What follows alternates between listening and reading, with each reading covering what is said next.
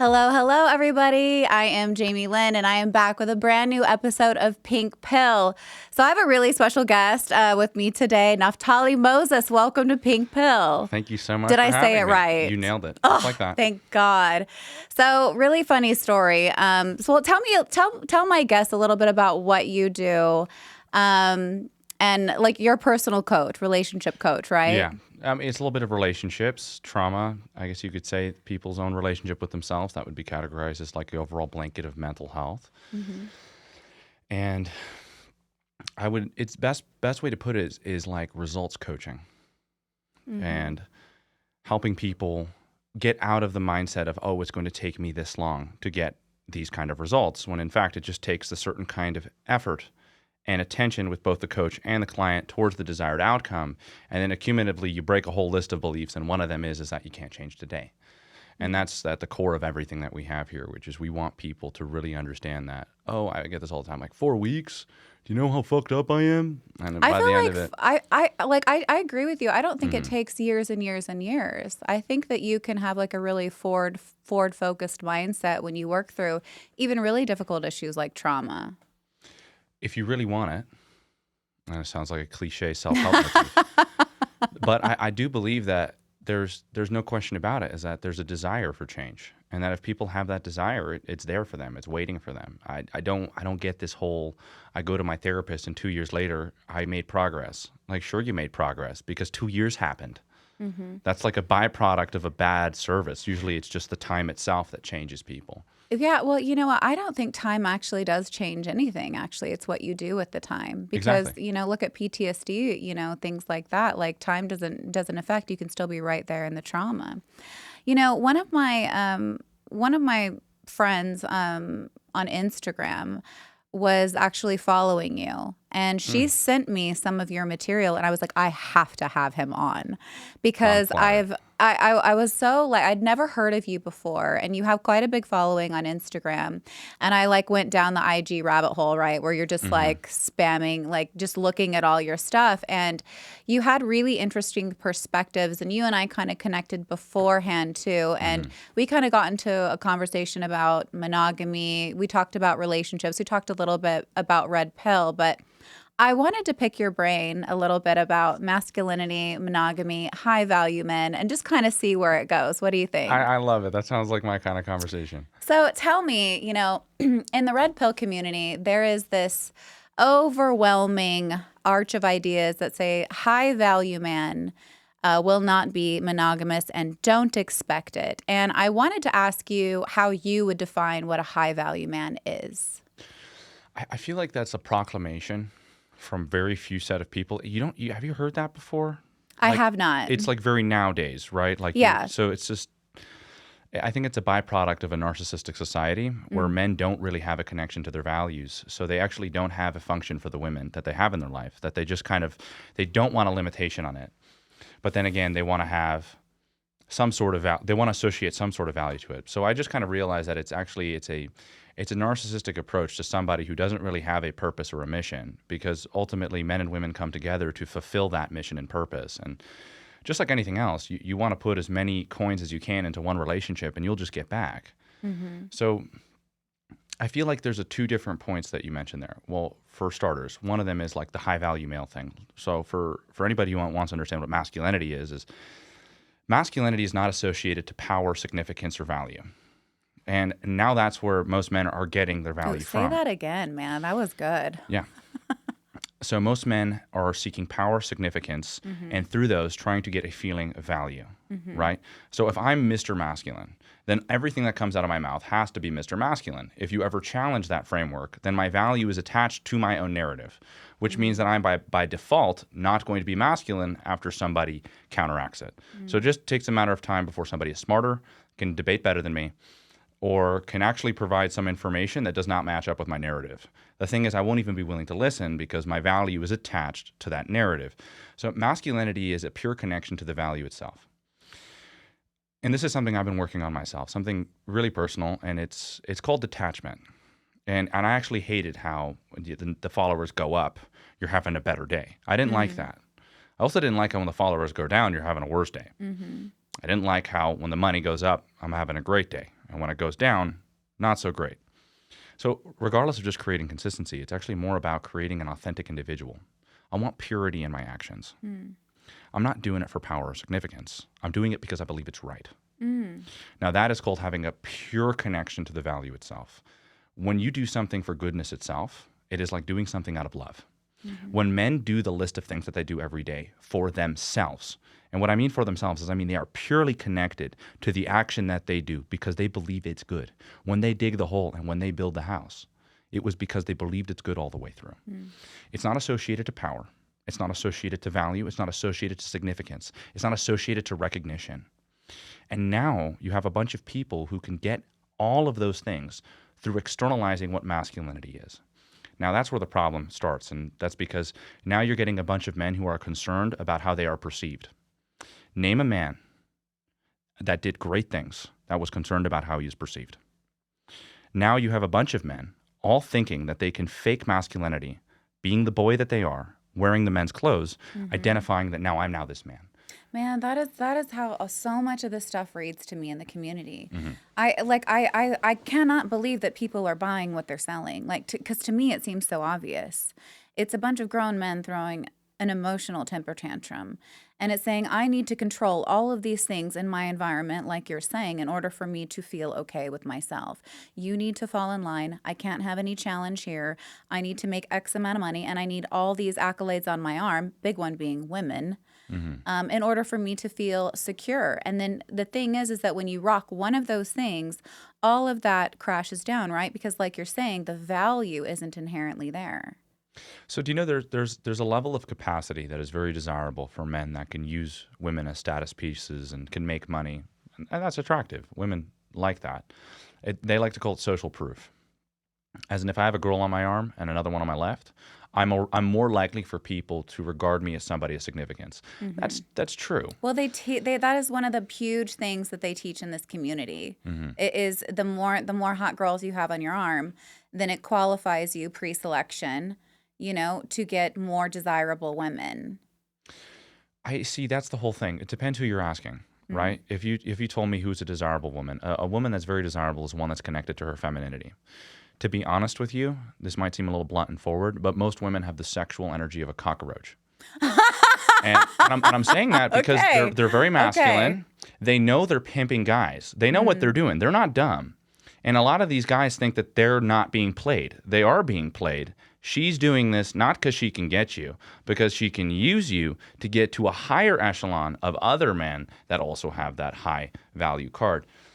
And of course, in any of these, the behavior itself, it's all disconnected from sexuality, right? Because everybody's on some form of contraceptive, and it's not like anybody's actually trying to build or create anything. So what are people really trying to do when they go out? They're trying to inflate their egos. They're trying to feel a sense of worth. She gets a sense of worth by being with the high-value guy because then that makes her feel like a high-value girl by byproduct. And then vice versa. The guy's sleeping with the girl because she's giving him the gratification to make him feel like he's no longer the fat loser in high school. And it's like, well, ultimately, nobody was actually connecting there, right? There was no real transfer of energy. There was no constructive congregation of a man and a woman. It was just purely for the sake of image. Yeah, it's really, I feel like relationships nowadays are incredibly superficial. And it's just, they're like you said a word that I think is really important, and it's something that I talk about a lot, and that's connection. And I think connection is something that's beyond physical. Connection is something that attaches to your soul, your values. Connection is something spiritual. I want to go back to something that you said because it really stuck out to me.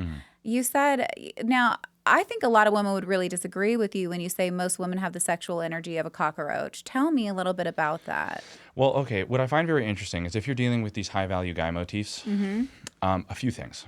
One of them is Instagram itself is a really high qualifying dating app is how it functions. You have your status there, you have your career there, and you have how people react to it. So you're getting like social proof on social proof on social proof, which is great if you're trying to date. But last time I checked, there's just one of you, and there's an unlimited amount of options. And that's actually what they're telling you, which isn't true, because you don't want an unlimited amount of options. You'll lose your fucking mind. You want to be connected to what's for you. And in fact, you actually want to take apart that unlimited options. You don't want unlimited options. You will lose beauty in life, and you will look at your partner and go, I could have another one. Mm-hmm. That's not real. I kind of equate that to this is going to be a weird analogy, but like the Cheesecake Factory menu. Mm-hmm. It's like 5 pages long. It's like a whole book, and every time I go there, I have no idea what I want. But if I go to like a fine dining restaurant and it's got 3 options, I can tell right away. Absolutely. And I'm more Mm-hmm. satisfied with that. I have like buyer's remorse when I have like unlimited options, like you're saying. I wonder if it's kind of something similar to that. But we have this like grass is greener on the other side approach a lot of times. And then we like when things, I think what happens is when things become really tough in our current relationships, it's really tempting instead of to go inside the relationship, it's really tempting to go outside and look for, well, what will make me feel better now? Well, I could post this picture on Instagram and get some immediate gratification. I could go over here and get some immediate gratification. And then we're not actually working on the relationship. We have this idea that something outside of that is going to make me happier. And we don't know how to resolve conflict anymore either. Like I see a lot of parents, argue in front of their children, but yet their children never see them make up, right? We've lost the art of communication. We've lost the art of socializing, and we've Mm-hmm. lost the art of connecting. Well, I do find it interesting how you mentioned something about even how children can't even recognize when they're doing something wrong to their parents. I mean, all of these things are signs of like a deteriorating society, but I'm not the first one to have said that. It sounds like an echo chamber at this point. And I'm not quite sure what you were asking prior to that. Well, I think sorry, I went off on a cheesecake tangent. Yes, okay, options. Yes, limitation is freedom. And with 12 keys, you can play all music that you know, because all the Mhm. music you know is 12 keys. And same thing, if you have 6 deodorants to pick out of, you'll pick a great one. If you have 100,000, you will never pick one, and it will Mhm. never be good enough when you do. And now a lot of people go, well, it's better to have 100,000 because there's more options. Like, sure, but you're a human being. I feel like even that's got to get like really old because like I think, there's this huge argument in the red pill community that it's not it doesn't make biological sense for a man to be faithful. Like this is part of they're basing this off of Mm-hmm. evolutionary psychology, and that's really where red pill comes from. They're saying like it makes evolutionary sense for us to want to procreate and spread our seed. Therefore, it's giving permission to cheat. It's an excuse for cheating. And then they're saying, but it doesn't make sense for you women to do that, as if women don't have these sexual urges and desires. They're totally like discounting that element of it. And they're saying, it makes more sense for you to protect your offspring Mm-hmm. and rada rada rada. And I don't and I think it really kind of reduces men to just only saying that they're sexual beings, that they don't need that emotional fulfillment in relationships. They absolutely do. And I think that you only get that with a connection with somebody. And I think that you'll see that in more monogamous relationships than you will polyamorous or open relationships. Mm-hmm. Well, what you mentioned there is people that are looking at human beings like animals. Mm. So you're going to get what you call market data. We're not animals, we're human beings. And we have to be connected to that humanity inside of us. The humanity has a spirit, the humanity has emotions, the humanity seeks connection. The humanity is not just focused on basic needs, it's focused on the transcendence in basic needs, creative expression. And more importantly, the deepening of the bonds that we already have. Now, of course, if you're using evolutionary psychology is completely void of God or any sort of notion of the family. Name a family that functions better with a dad that's not there. Mm-hmm. It doesn't work.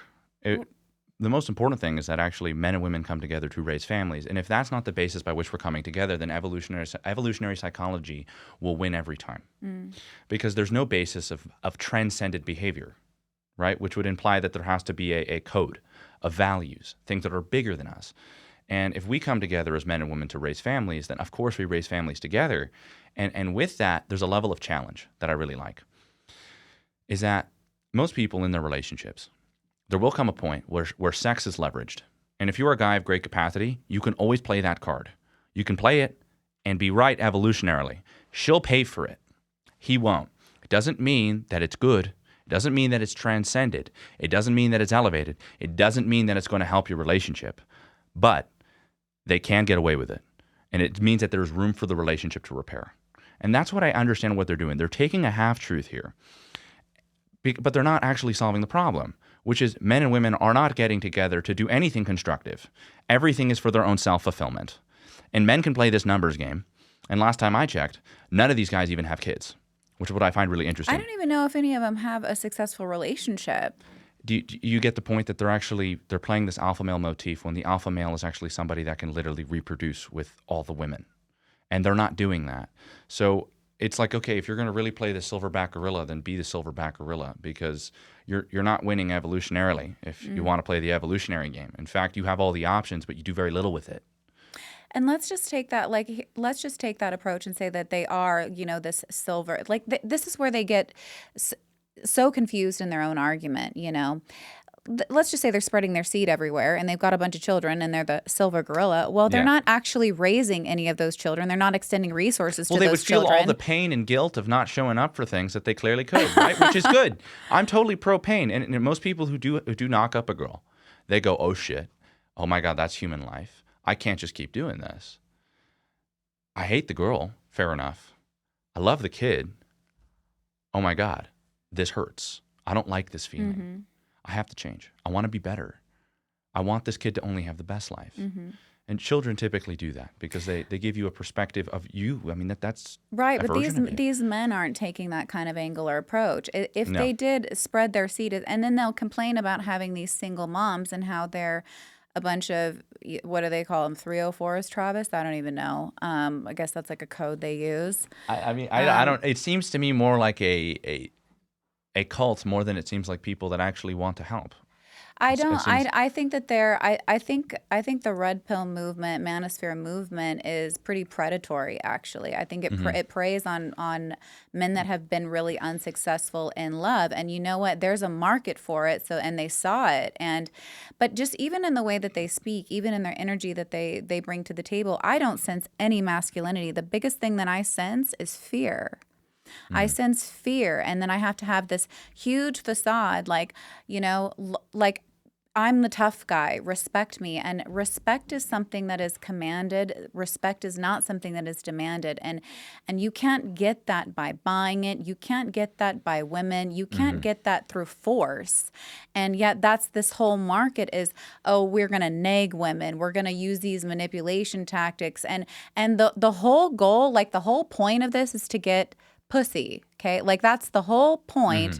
And then it's one big performance act. Yeah, and it's not about relationships. It's not about family. About connection. It's not about family. Yeah. And I'm like, you know what? Some of those things will work, but is it going to actually make you happy? Because I don't think that those things are going to lead to any happiness or fulfillment. And I look at those guys and I'm like, none of them look happy or fulfilled, like at all. They look miserable. Yeah, you're absolutely correct. I mean, you don't need to be a psychoanalyst to see that. And I'm not here because those people are struggling. I think everybody's struggling. I don't think the narrative is actually helping people because it thrives through degrading women to create more contrast. Remember what I said about being purely connected to the value means that it's relative to nothing. And if it's relative to anything, it's relative to who you were yesterday. And now what you're doing is inherently going, how do men feel powerful? When women are nothing, that's how men feel powerful. That's bullshit. No, men are powerful because men are powerful, right? Not because they're creating a bigger gap between men and women. And so you can kind of see that, like whatever does it. And like most of these women are traumatized. I can clearly see it. You don't need to be a professional.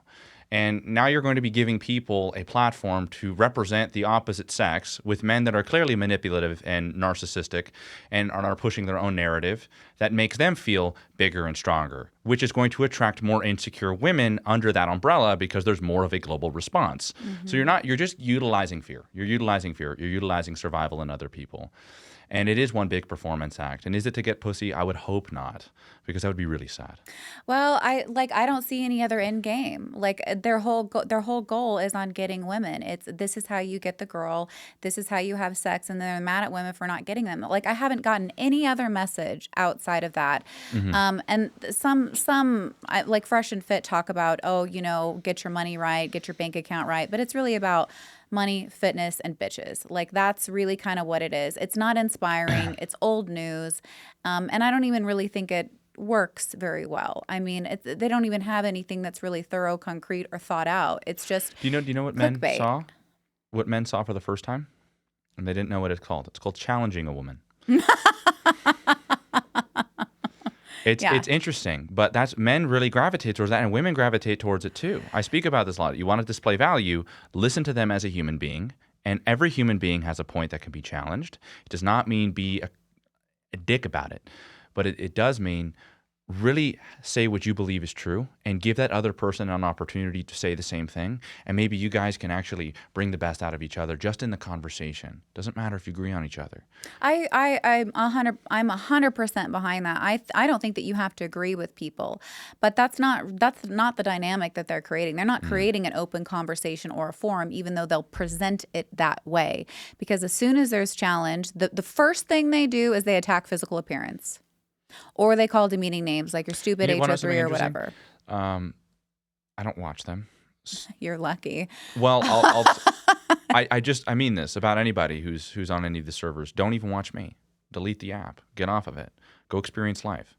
Go get rejected by women. You'll learn more about them. You'll also learn more about yourself. And then guess what? You'll stop caring. You'll stop attaching your value to women. You'll start living. Yes, like everybody personalizes rejection so much. And I think one of the things that I've had to learn is not to personalize rejection. And that's not easy, easier said than done. And like it's easier to do it with some people than it is with others. But rejection really is redirection. It's saying, okay, if you can take a different framework around that and say, all right, that's not for me, or what am I doing here to contribute to this kind of result? And then making the changes, it's far more beneficial than saying something is wrong with me personally because this person didn't want me.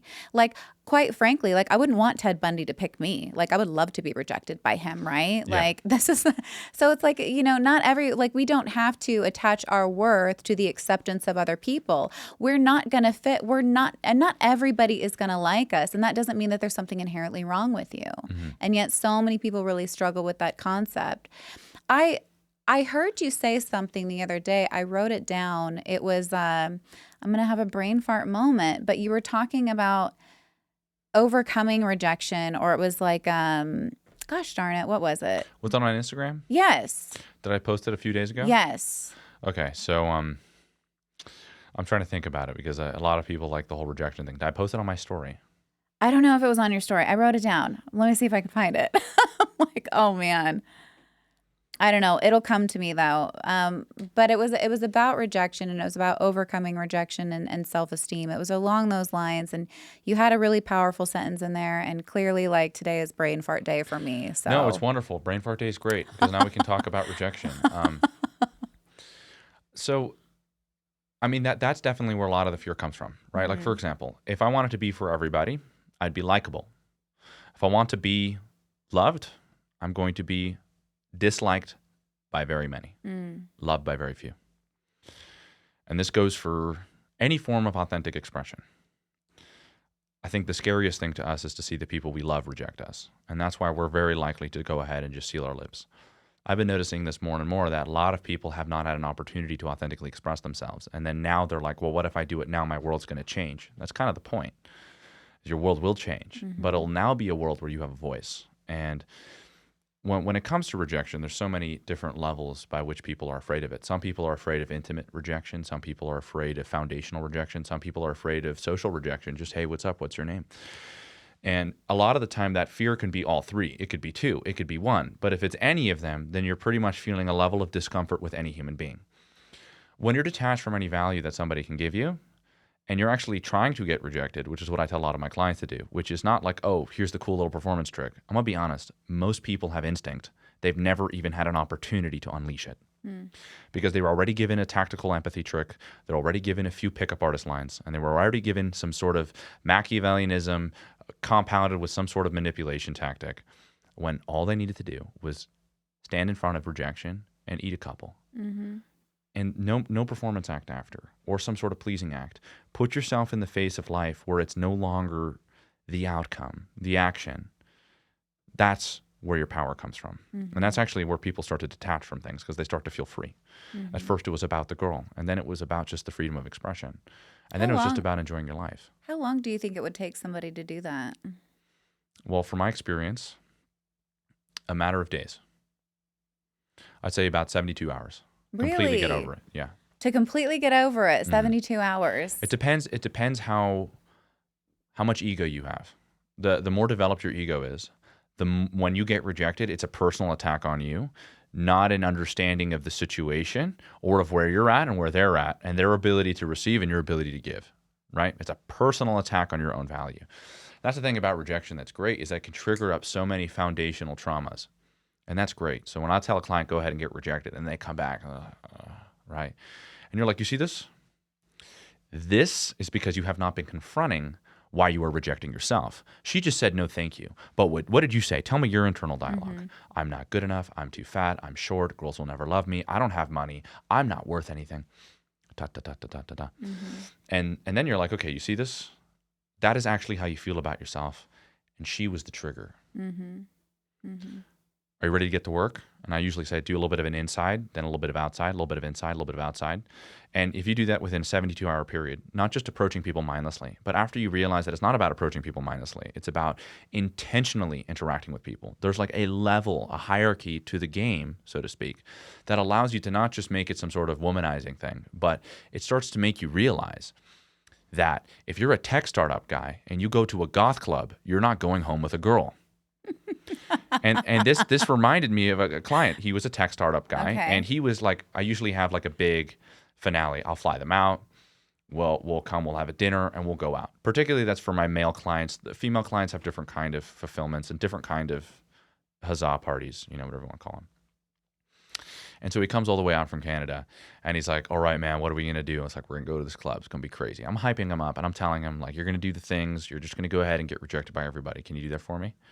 And he's like, yeah, no problem. Like, I love rejection. After our coaching, this is going to be great. I'm just going to be effortless, authentic, be myself. He goes in there and gets rejected by 30 goth girls. And he's looking like a tech startup guy. I didn't tell him the place. I went there with like a Hawaiian button down and a wife beater. I knew where I was going. But I particularly took him there because I knew he was going to go in there with an intention. And he's a good-looking guy who's very charming and successful. Of course you're going to find a girl. That's not the hard part.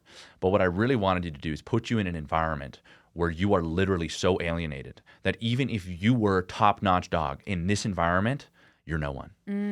And that's kind of what I realized. It's like, okay, you could be a high-value guy here. Let's drag you to the yeshiva Orthodox Jewish system. You're a nobody, right? That's so true. And the same thing goes for the goth club. The top dog at the goth club is the guy that's covered in tattoos with the eyeshadow, dancing to Duran Duran, And you don't even know who Duran Duran is, and you're trying to go, what's up? What's your name? You're not part of the tribe. Yeah. And so immediately he comes out of the club. His face is like white. I was like, you had a great time? He's like, no, I had a shit time. I had a really shit time. Everybody rejected me. And I said, and isn't that great? When you realize that maybe your whole life you've been putting yourself in environments where everybody rejected you. I brought you to a goth club, not a tech startup. And then the next day when he realized that he had nothing to lose at the networking event that he had at his own tech startup, he pretty much got a wire of $250,000 for his own startup. Wow. And it was because he realized that you compound that with your tribe and the ability to not fear rejection, then you're truly authentic. And when you're truly authentic, believe me, there's a healing process that goes on. It's a healing process that makes you unlearn all of the things that have been enforced on you and allows you to see reality for what it is. It is built for you. Everything's made for you. And that kind of freedom where you're back in that authentic space allows you to not just have a woman or a man. It allows you to have your partner. Yeah, you're attracting what's actually for you. That's the thing. Like when you start making concessions for people, when you start getting away from things that inspire you, things that you like to do, things that you naturally gravitate towards, things that you're good at because you think this would suit you better or you're attracted to this person, well, now you're off alignment. And that sets relationships up for disaster because you're not connecting with yourself anymore. You're losing parts of yourself to accommodate other people. And then we wonder why we got in the wrong relationships, It's because our brain kind of gets in the way and thinks that this is what would be good for us, this is what we would want, when really the purpose and the path is over here. And when you're authentic, you will meet people that are along that path. I love the example of the goth club. That was great. I didn't even know they had goth clubs. Oh, yes. And in Los Angeles, a particular club is a really fun place to go to because they're very authentic people. Yeah. They don't care if you walk in with a Rolex.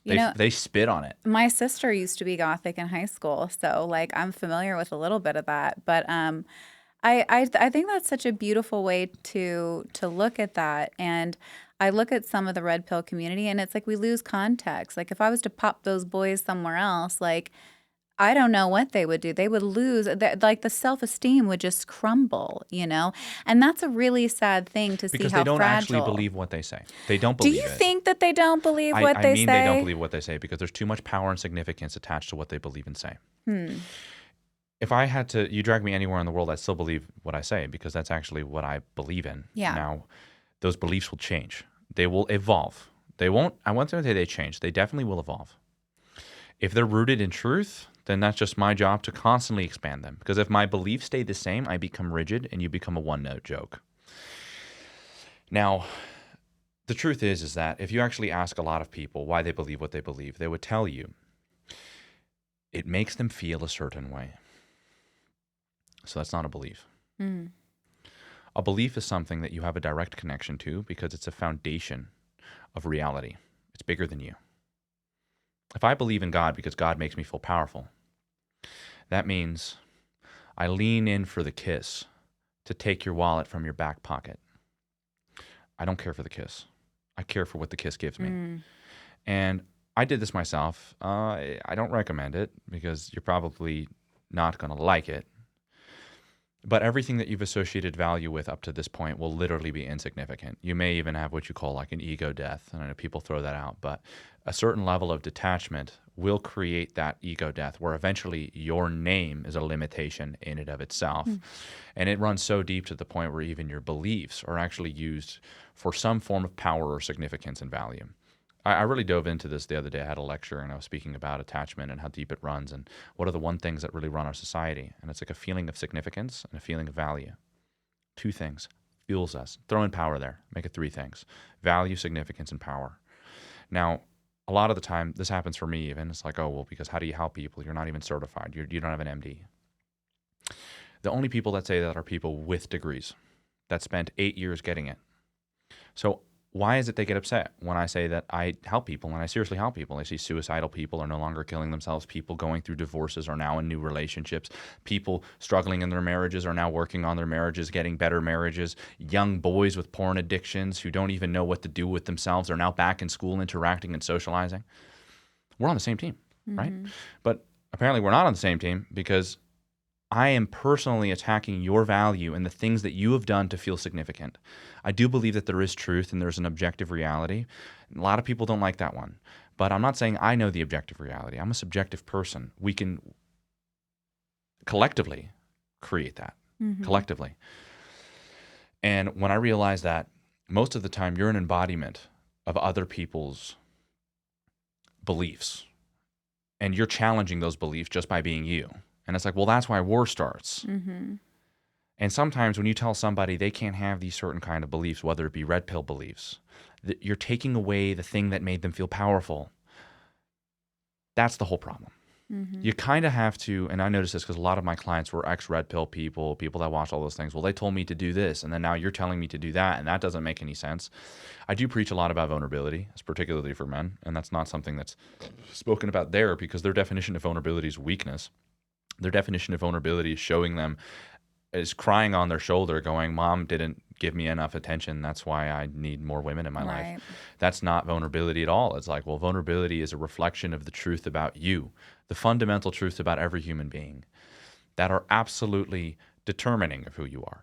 And in fact, it's sure you'll show somebody maybe an angle that they can get on you, but you're also showing them your full strength.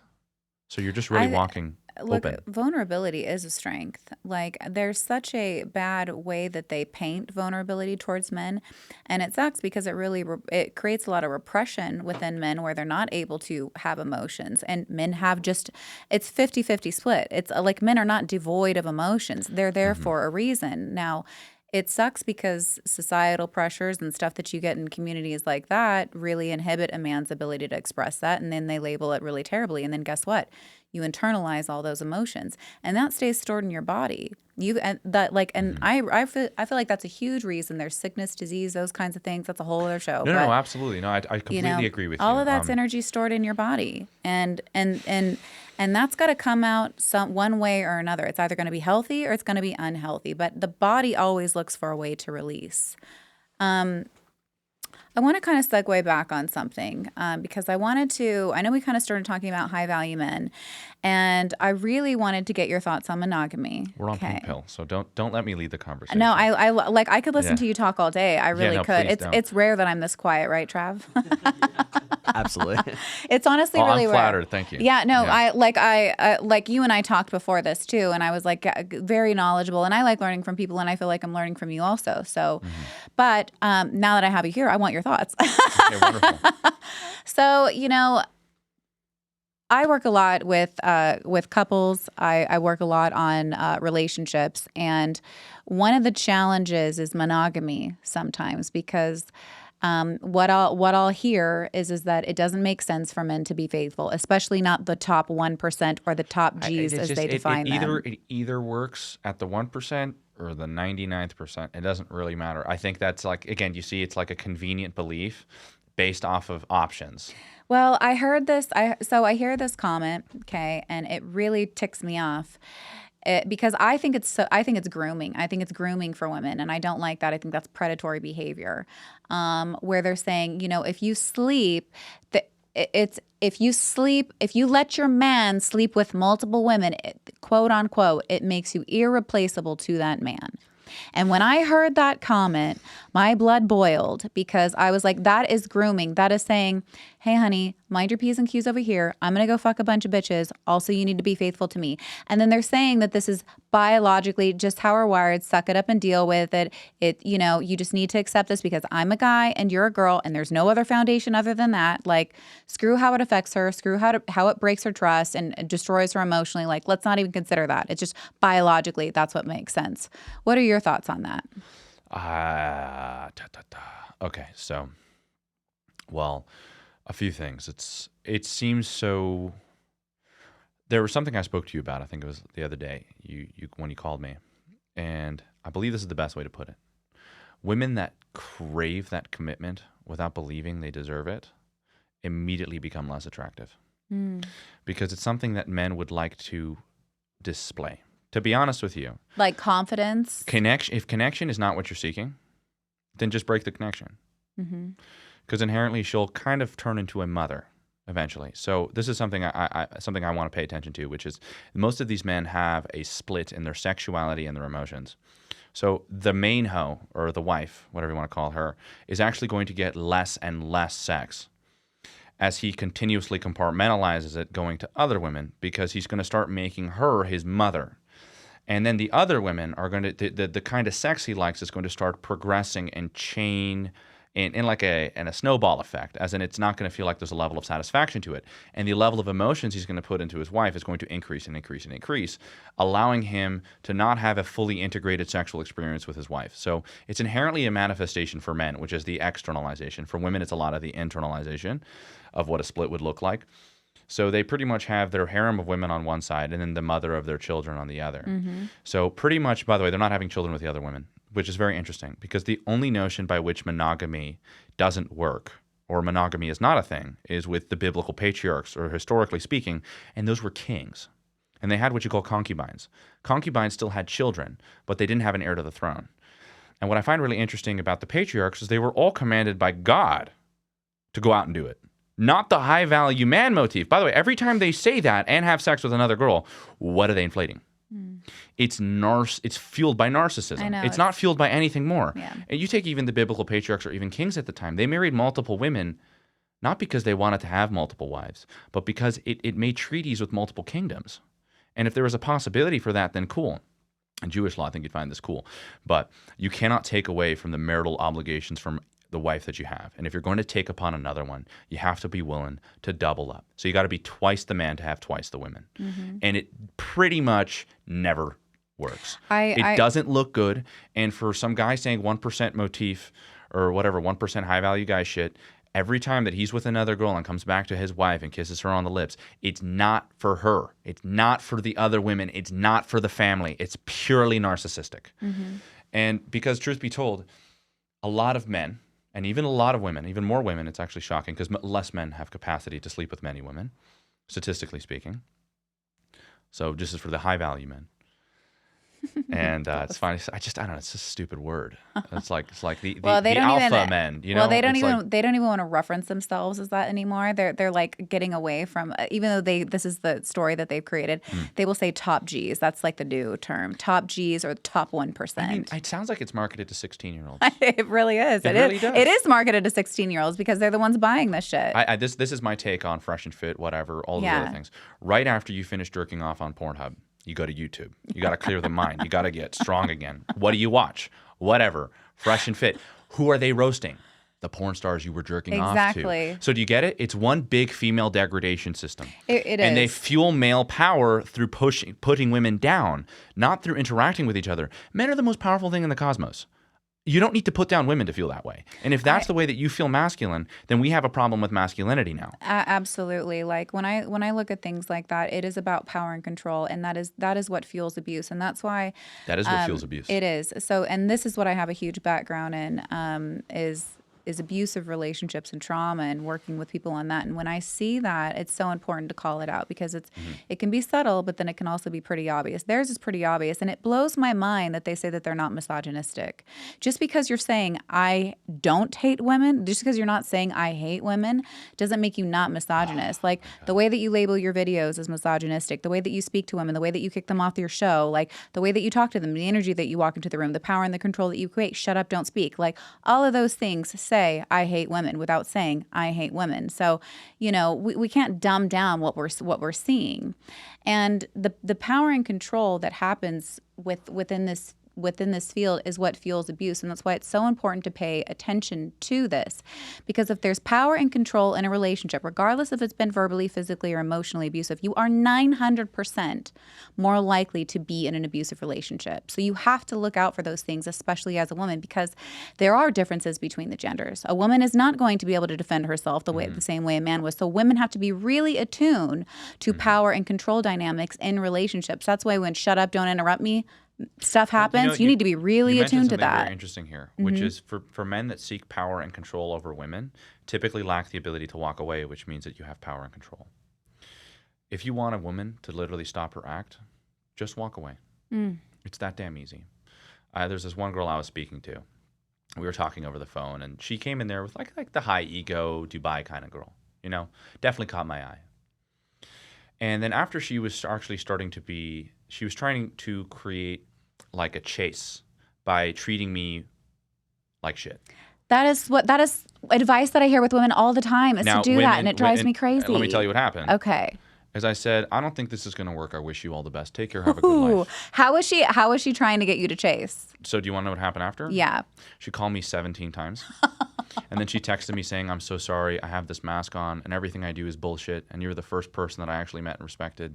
And I fucked it up. I'm sorry. Wow. So my whole point is I can recognize a mask. Yeah. And when I see that really men think that they have to like frame control to get a woman to do a certain thing, go about your day. Literally go about your day. Oh, well, that's interesting.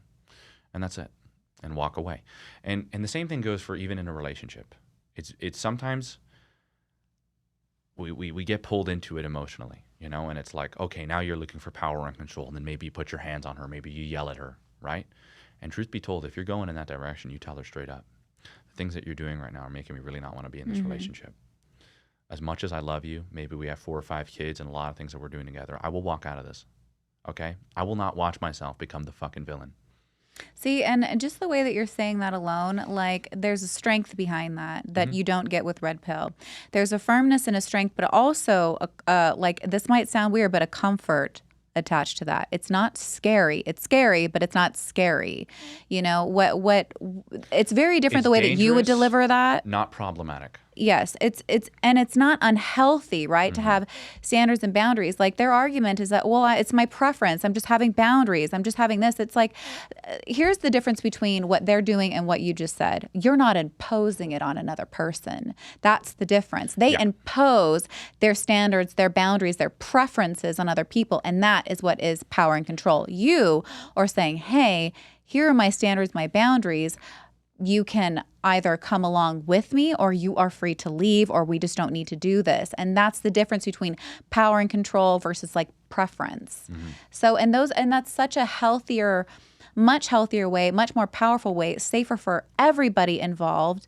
And you know what you're signing up for. You know, there's no coercion in it. Absolutely. Well, masculinity is exactly what children respond to. It's not a father going, hey, look how to be a man, which is what you get on YouTube a lot, right? You get a lot of talking heads. Fathers show you how to be a man by being a man. That's it. And the same thing goes for if you want to use all the red pill terms like hypergamy. If you want women to change, be the man. Well, and it works because we're the leading force. So we don't have to make some sort of big facade telling women what to do. We just need to be men connected to what we do, and women naturally follow. I think a lot of women do gravitate towards leadership, but not everybody is a leader. And when they're not leaders, it is not wise for a woman to follow somebody that is not a leader, like at all. And we're missing that conversation. You know, masculinity is is on the decline. It just is. Like, and a lot of women are misinterpreting masculinity for aggression. You know, and a lot of men are presenting aggression as if this is, you know, like if somebody breaks into my house, I'm going to kill him, and this means that you need to give me sex and a sandwich. I'm quoting an actual argument from Fresh and Fit. This literally happened. I don't have the clip, but but they were, you know, what they default to is this. I'll kind of summarize it. What they default to is this. I'm the leader. You need to be submissive to me. You need to not sleep with anybody else. I can sleep with as many people as I want to. You need to do what I say. Give me enthusiastic sex and a sandwich. That's a direct quote from them. Enthusiastic sex and a sandwich. And then they start talking about, they defend their position because they say men go to war.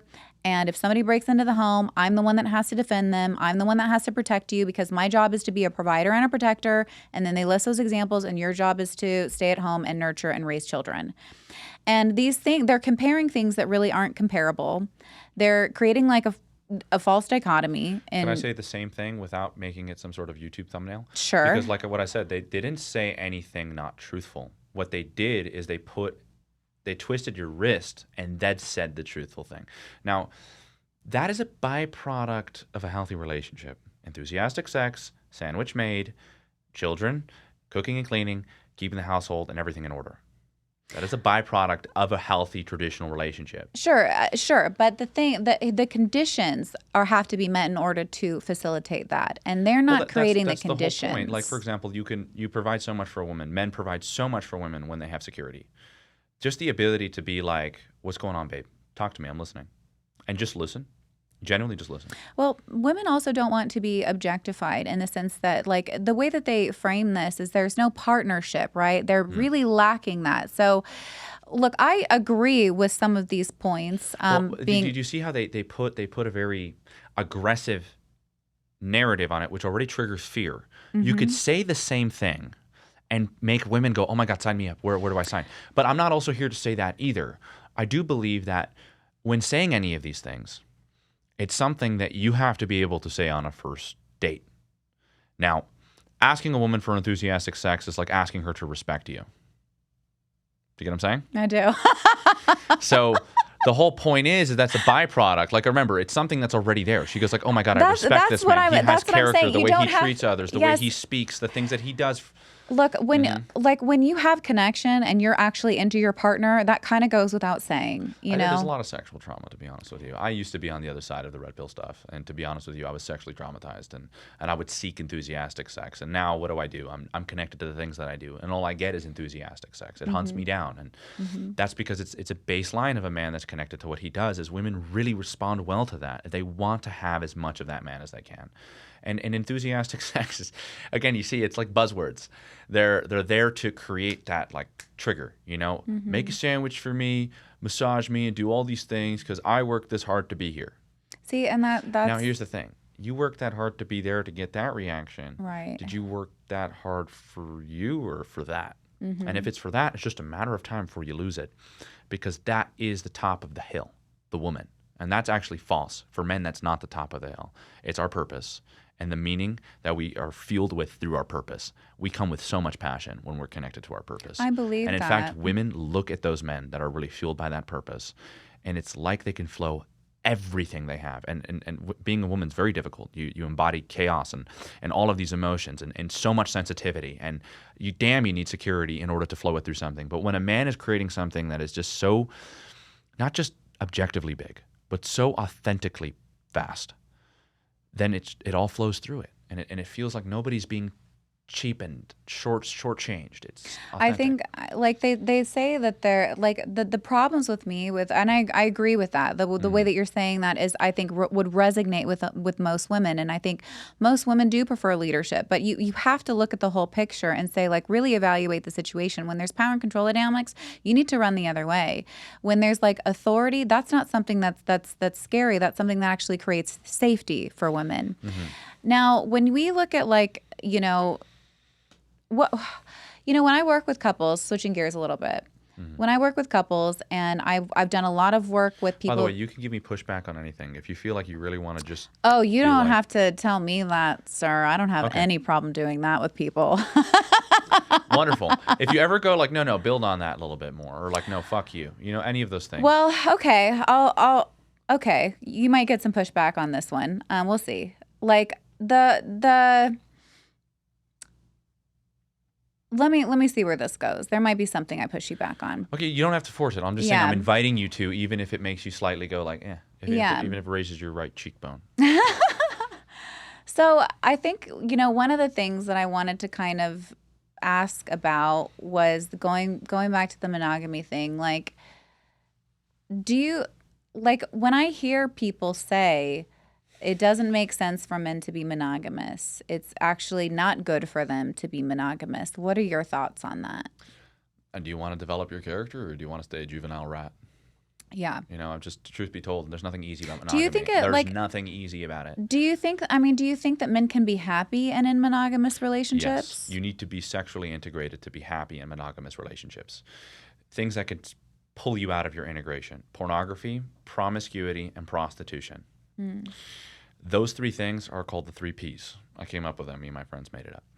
Now, what I find really interesting about them is they all progress your sexual nature without having any emotion. Are you bonding with the screen? You're like, baby, I love you. No, that's not fucking happening. When you're promiscuous, are you really connecting with the person? No. When it's a prostitute, it's an exchange of currency for an exchange of pleasure. It's a transaction, right? So monogamy is actually something that is created when people have resolved the sexual trauma. You're going to notice it because a lot of people are afraid of it. They're like, oh, same pussy for the rest of my life. That is for somebody that's not aware of how sex works. Because sex can be deepened. The connection can actually widen too. It's widening and deepening itself with the bond that you have between you and that person. And in fact, there's actually sexual voyeurism in monogamy that requires you to be a human being while doing so. I want to experience sexual voyeurism. How easy is it for me? I go out to Vegas, I find myself a really hot escort, and I do all the things that my monkey brain wants to do. Now, would I do those same things with the woman that I love? No, you wouldn't. Why? Because most men are going to associate the monkey business to something you do with an escort, not something you do with a wife. Elvis Presley had this problem actually, yes, and a lot of men have this issue. I see it in the relationships where I work with, and the big trigger for a lot of men is when the wife has a baby. Yeah, of course, because that's exactly when it happens. Now she becomes the mother, and now what happens? Yeah, to and his then they sexual don't monkey brain? sexualize her anymore. They don't sexualize her anymore because so that's now the she's classic. mom. And now, how can a man correct that within his relationship? This is something I've been doing with sex addicts, and I think it's the only thing that's been working. I'm not sure if people actually teach this. I'm sure they have a bunch of fancy psychoanalysis terms that confuse people, but it's really simple. It's your ability. Your mouth is the butterfly stitch between any point that you want to heal. If you can communicate what's on your heart now opens. If you could say what's on your mind's less cluttered. If you can express how you like to have sex, then your sex is less demonized.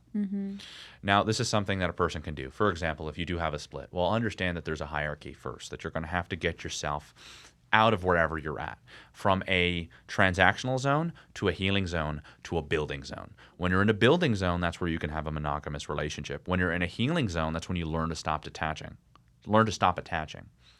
So, for example, somebody goes, I really love this one girl, right? What do they often do? They put on their best face. What happens when they were a bachelor? Well, it's fine. You just fucking get on the couch, you pull your pants off, you start jerking off, you go, hey, honey, look at me. How do you want to do it? What hole can I put it in? Can I put it in your ear? Any of those things. But here's the truth. A lot of men think that that's bad behavior. It's actually authentic behavior that you're not courageous enough to say to the woman you respect. And by the way, you're robbing the woman that you respect of the sexual voyeurism necessary to expand monogamy. Because what happens when the woman you love has the same monkey sex? You deepen, you grow. Not every part of you is being seen. Why do I need to go? You even need to tell me I'm committed. I have a couple right now that's kind of experiencing that, and I've worked with them both individually, but he has not felt comfortable to open up about some of his sexual desires to her, and so we've just started kind of working on that as a couple, and they're having the best sex ever now. Yeah, the best sex ever. And you know what was really like interesting for me to watch is she was so open to it. She was so she was so non-judgmental about it. And she's like, well, I just never knew I wanted to do that. And he was so repressed emotionally, right? Because not allowed to express how he feels. And he was so worried about the shame of what he sexually desired and worried about how that would be that he was scared of being judged. Really, it was the fear that was inhibiting him. And yet he was so well received by his wife, and she's so supportive and loving. And now it's a whole new sex life for them. They've reinvented the intimacy. They're going to have to show up to that every fucking day. Do you think, though, that I'm sorry to interrupt you, but do you think, though, that there could be danger in adding more? Like, do you think that it could reach a point where it's like now nothing is satisfying because you've done so many extreme things? You go back to the singular point. When, for example, those fetishes and dark sexual expressions are recognized, you don't need to go back to them. You can. You don't have to. And that's how our brain works.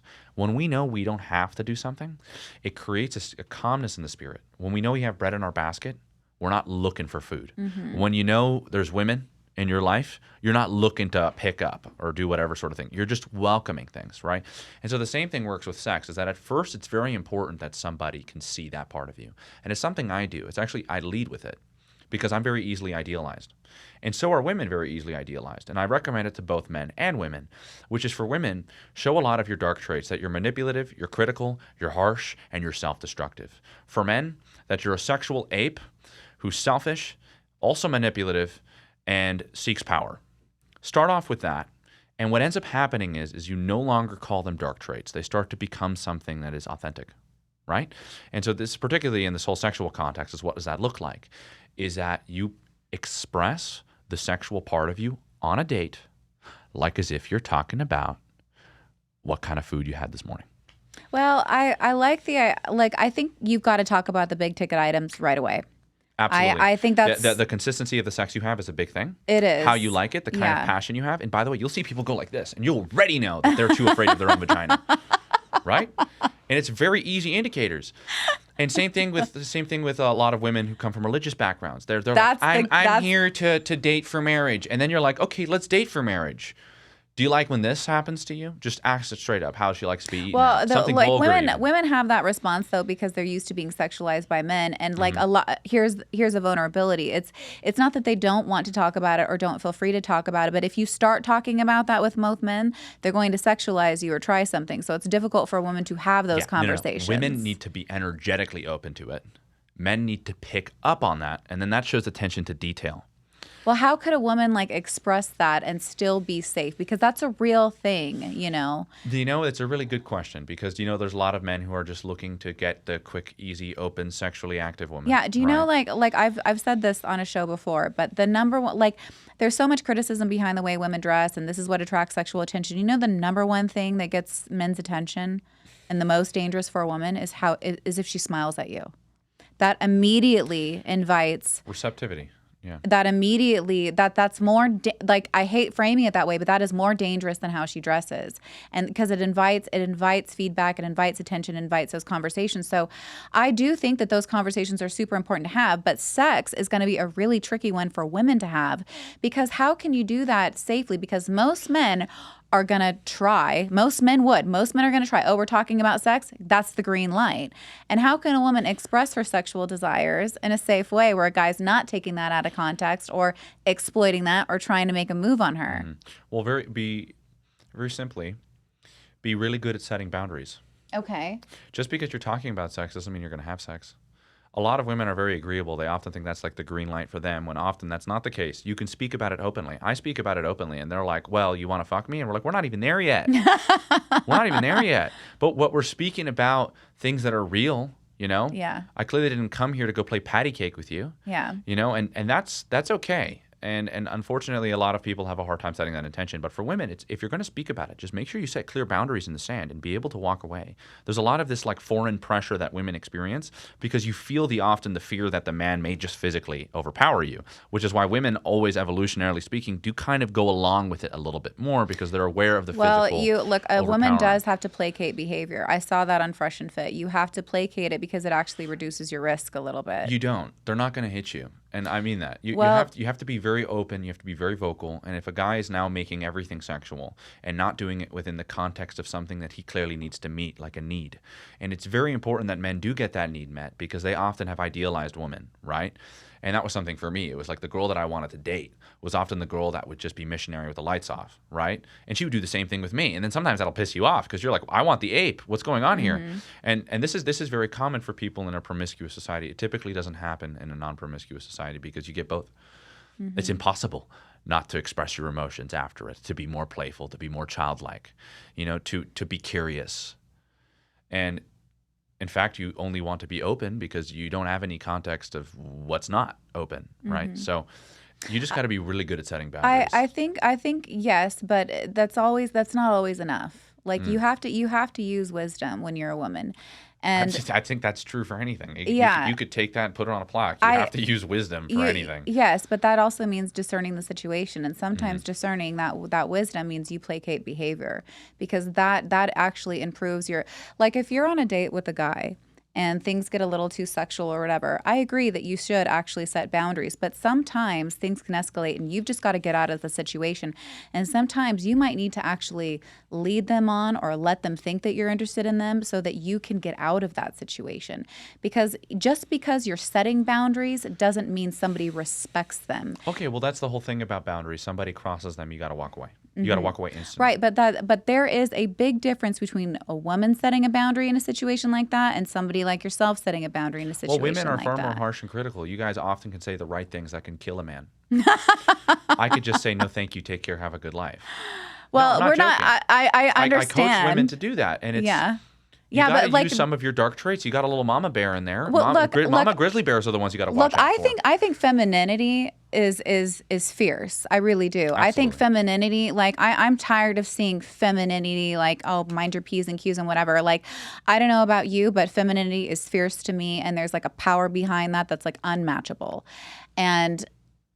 And that doesn't mean you're going to be like Betty Q being a wallflower. Like, that's not what femininity is. It's the thing that I've noticed a lot about this whole wallflower woman is she's the most resentful, contentious woman, and she quite literally wants to watch her whole household burn down. So she's not doing any favors by being a wallflower, saying I'm being feminine. You're not being feminine. You're being self-destructive, and you're destroying your family in the name of femininity. You're burning everything. So I agree with that. I do agree with that. But like, I want to get back to this placating thing, because that is something that women do have to do. And like, you need to get like training when next time you go on Fresh and Fit, huh? What do you mean training? Like, what do you mean? No, you're definitely picking up on the things that you really want to know for yourself, which I appreciate. Like, I think for me, I like learning from people, right? Like, I don't think that I know it all. I think I know a lot, but I don't think I know everything. And so when I see something that I like, I'm like, oh, I want to pick your brain, you know, because that makes me better in turn. Hell yeah. But you're approaching this from your own point of view as a guy. You know, you're operating in the assumption that, hey, I can set a boundary and it'll be respected. That's not a grace that women are given a lot of. What's the alternative? I'm open. What do you suggest? I'm not saying that it's going to be an ideal alternative. What I'm saying is that you're saying placation isn't really like an option or a healthy option, and I'm saying it is. It is an option. Well, because there's no question about it. You let's say you're on a date, insecure guy. You go ahead and you immediately tell him, look, I don't need this whole facade thing. We could literally go to fucking Chuck E. Cheese. I wanted to go hang out with you. Immediately attack on his value. Gets aggressive. Or even in another way, you're like, hey, I have to go home early. He thinks that you're rejecting him. Starts losing his shit. What are you fucking talking about? I just took 2 hours of my day for you to do this, right? What women typically do is they take the responsibility for that situation, like as if it was their fucking fault. There's a certain point where we have to start interacting as adults. We have to start interacting as adults. If we're going to be tiptoeing and walking around eggshells on people you just went on a date with, you're in really big trouble. So I agree. Like, I'm not If saying you're not liking the date, say it straight up. Yeah, fair enough. Fair enough. But like, I'm talking when it goes past that point, right? Well, let's just say you're in an intimate environment, Yeah. and you clearly hit an emotional wound. That means that you weren't talking about the intimate conversation when you guys were in the social environment. The whole point of going into an intimate environment is not to have questions to ask. It's already have those questions answered.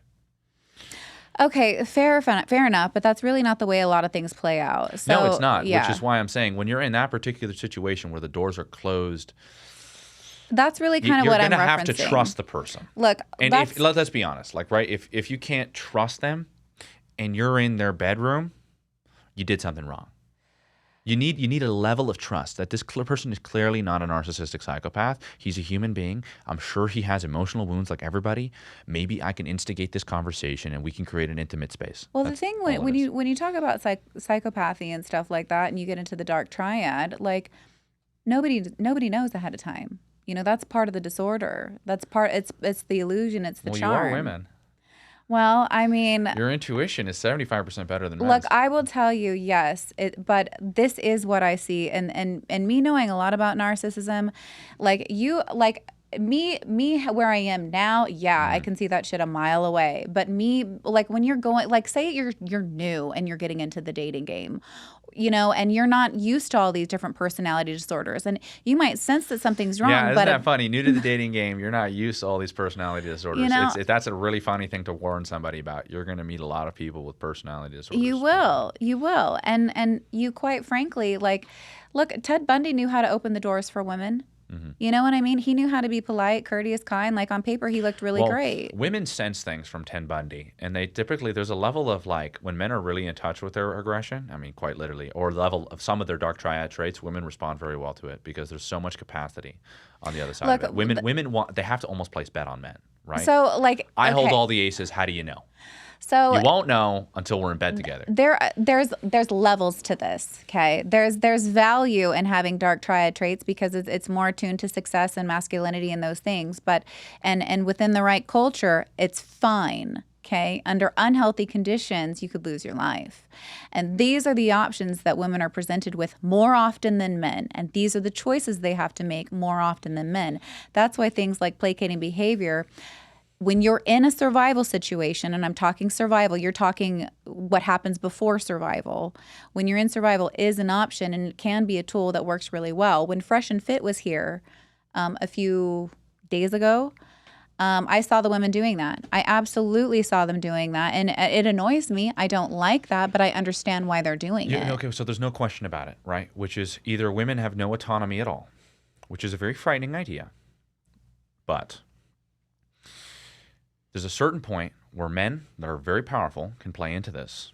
And it's a very powerful seduction thing too, which is you can play so much power and so much status, you can literally turn a woman's brain off. And I'm not saying it because I want other people to go ahead and do it. I just want women to understand their vulnerability to the situation, which is around capacity.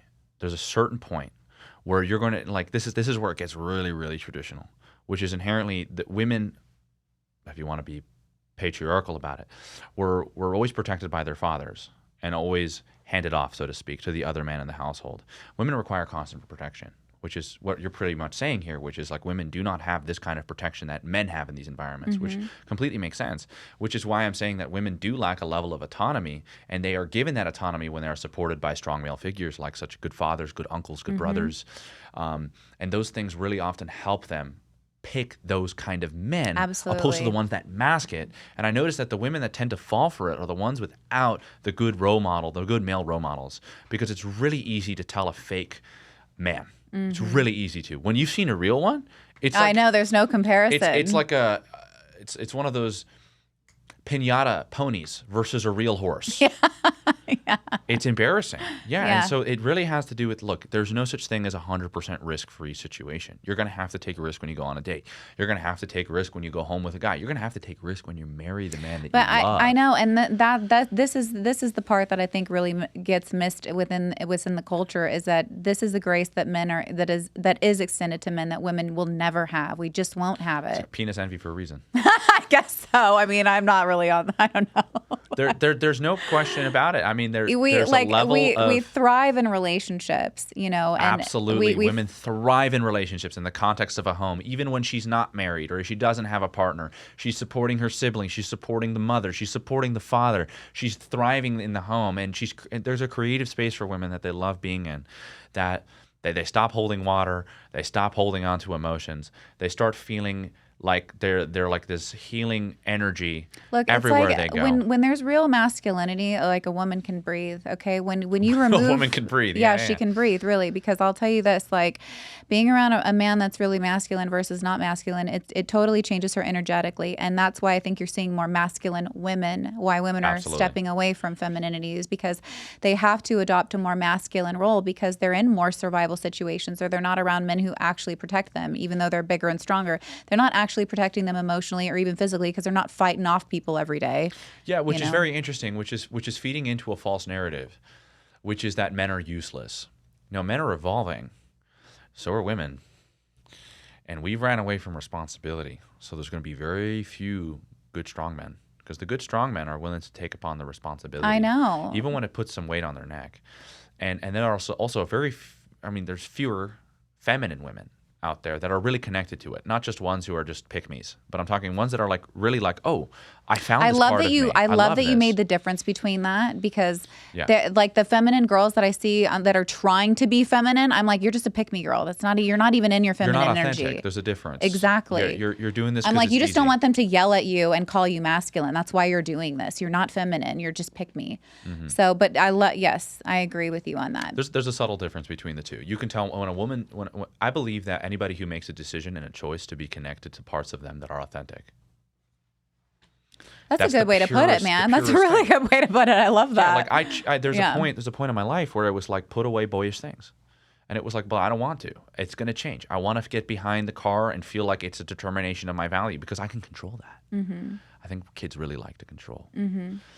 And they have a feeling of control, right? And it's like, well, all of those things went out the window. And then I found out that at a certain point in my life, it was like, I want to be connected to my character, to my values. I'm done with this transactional shit. I want to live as a man one day if I can. What does it feel like? You know, most people don't even know what love is. I know, and that makes me really sad. Just get it one day. Just do it once. Like, you'll know it when you have it. Like, these people that are in these superficial relationships, it's the closest they have to it. They don't know that real thing. And quite frankly, it's so rare, it's only going to hit you once or twice. Mm-hmm. It's only going to hit you once or twice, but it'll change your perspective on everything. But going back to masculinity and even femininity, like, there is a major shift in femininity where you are seeing more masculine women. But that's a direct result of the lack of masculinity that's occurring in men. It's really interesting. There's a certain point where we have to stop pointing fingers, right? Because men could say, well, it's the hyper-masculine women that are stopping the development of masculine men because they're getting absolutely crippled by them. Fair enough, right? And you could also say the same thing. It's like, well, these women are super masculine because there's not a lot of strong men. They're abandoning their own responsibility with masked capacity, fooling them, right? Which is very hard to fool a woman that's in touch with her intuition. A whole different point. So now you're kind of realizing where it's this like, we have to stop this. Like, I really mean it. We have to stop it. There is a war. And the best way to stop this war is by finding exactly where you can do these things because they're right. So many women I've worked with were like, I want to be in my feminine so bad, but there's no good men out there. And it was grow the fuck up, because roles exist in two. Everything exists in two. And I, as a man, have to embody my masculine. Sure, it feels good when I can just go back into these emotional spaces, right? But truth be told, it's a man and a woman.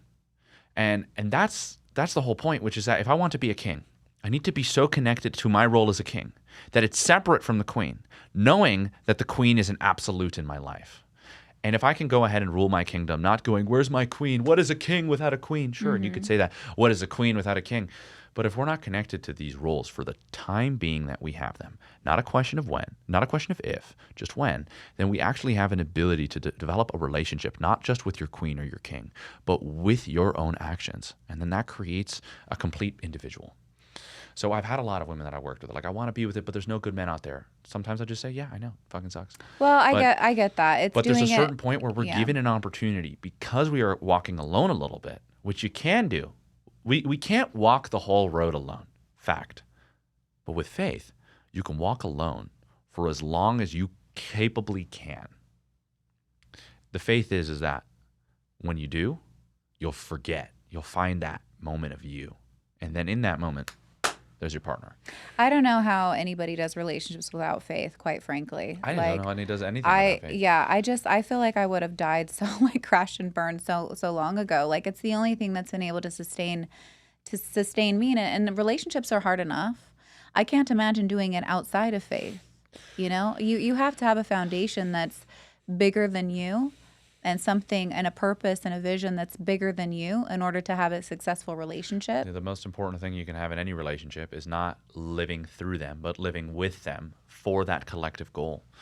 It's not a question, it's the combined values. What you guys are trying to build together is what keeps you in the relationship. See, and that's a partnership, and that's the important thing. It's a partnership, and I'm not saying it's a 50-50 thing, because value is added from the man and the woman in different ways. Absolutely. But That's a really good way to look at it. But it is the partnership. See, like when I have relationships, I might have a guy that he's like more of the financial provider, but she adds values in other ways, and that's a 50-50. That's a partnership, like Absolutely. I mean, that's the whole thing that's being burnt here. You have like Tony Stark and Pepper Potts. He's a multi-billionaire that literally owns everything. What's the one thing that Pepper Potts can do for him? She adds value in ways that cannot even be written down, that give his whole life a feeling of meaning. And see, and that's it's the balance that's important. There's value in balance, and balance doesn't mean like what I care about is equal rights. I care about being equal on a human level. It doesn't mean that I'm going to have the same physical strength as a man, or a man's going to be as good as, whatever, as I am. But it's about, do we add value to each other? Does the value you add to my life work for me, and vice versa? And that's really like the beauty in it.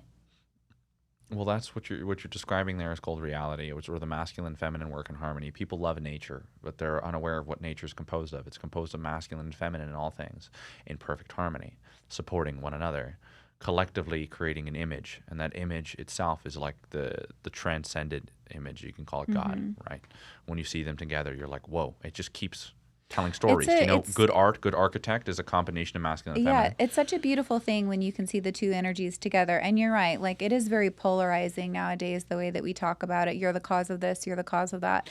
We just need to start doing our parts. And I can see that, and I can get on board with that absolutely, because you really can't change anybody else, but you can say, this is the kind of person that I want to be, this is how I want to show up, and being in your true, like it's your true state anyway. And so getting back to that is only going to increase your level of happiness and make your odds of finding a partner. It's only going to increase your odds of finding a partner just by, getting back to that. But it is incredibly difficult for women. It is incredibly difficult for men, but we are responsible from healing from those things like nobody else is. Yeah. You mentioned that we are responsible for these situations that we find ourselves in now. And that is the hard part, because that's the part where you do it alone. And that's where actually all the healing comes in. That's where all the breakthroughs come in. That's where all of the change comes in. And that's where your beautiful life feels like it's deserving. It's no longer just an expectation. This whole expectation thing is actually ripping people apart. They place expectations on their husband. They place expectation on their spouse.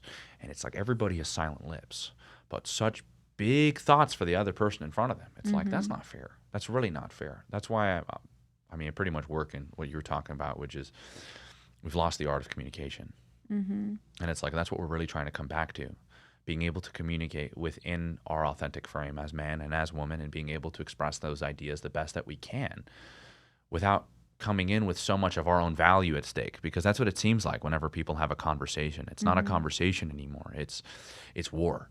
Why do you think there's such a divide now? Well, like why? Like it like when I hear dating and I'm working with people in marriages, it's like one against the other. Like when did this shift happen? Is it a new shift? Was it always here? Like why are we working against each other? Like why is my partner, or why is my husband, or why is my wife my adversary? yeah, and that's a very very deep, broad question, which there's no one answer for. Yeah, I know. It's not really fair to put it on you. But I would Solve all definitely life's say problems. that for certain, there's no question, a disconnect from our overall values, a disconnect from what exactly men and women come together to do. There's no question about it that if young men and young women were raised to be married at an age, whatever you want to establish it as, but at an age, and that was inherently the overall arc, then you would inherently raise children to be within the most authentic frame they can be as a functioning masculine man, as a functioning feminine woman. It's like, think about a 16-year-old boy now. Think about a 16-year-old boy 70 years ago. Think about a 16-year-old boy 100 years ago. They're different species.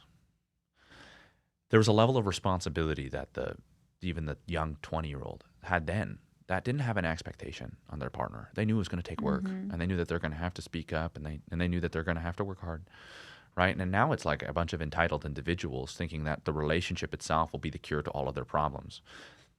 It sucks to be alive right now if you do not have a good framework. It is quite literally a society that just focuses on consuming in all areas all the time, where everybody, even your own family, is trying to feel value by beating your siblings. And when you get married, you don't get married. You get married to the biggest burden that you can imagine. And all of these things typically tend to happen when you create a godless narrative, because then people are trying to seek value outside of what value we're already given being born into life. So you already have, like, why is this divide here? It's like I think everybody desires it. They look at a screen, they cry. They see a rom-com, they see a beautiful piece of art and it's collective masculine and feminine, they cry. And then like now it's your own life and it fucking sucks. And it's like, well,